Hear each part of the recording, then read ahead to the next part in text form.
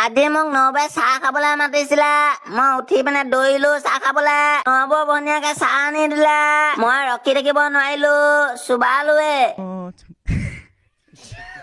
চাহ খাই থাকোতে নবৌৱে ক'লে আমাৰ বোলে ছোৱালীজনী অকমান জেগা দেখুৱাই আনিবা হো মই বোলো ৰ'ব চাহটো খাই লওঁ নবৌ ভনীয়াকক জেগা দেখুৱাবলৈ নি আছো